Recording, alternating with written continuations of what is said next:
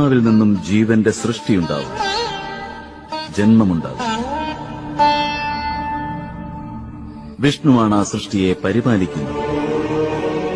നാമാണ് അതിന്റെ അന്ത്യം, അതായത് ജീവന് മൃത്യു പ്രദാനം ചെയ്യുന്നു.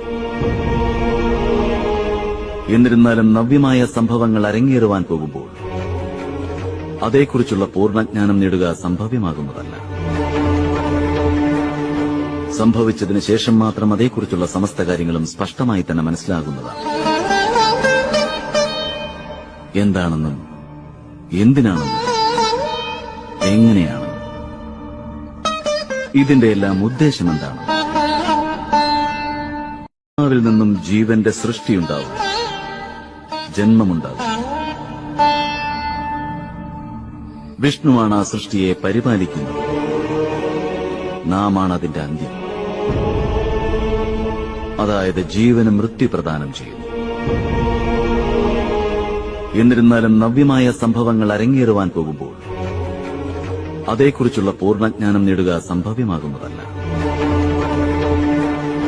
സംഭവിച്ചതിന് ശേഷം മാത്രം അതേക്കുറിച്ചുള്ള സമസ്ത കാര്യങ്ങളും സ്പഷ്ടമായി തന്നെ മനസ്സിലാകുന്നതാണ്. എന്താണെന്നും എന്തിനാണെന്നും എങ്ങനെയാണെന്നും ഇതിന്റെ എല്ലാം ഉദ്ദേശം എന്താണ്?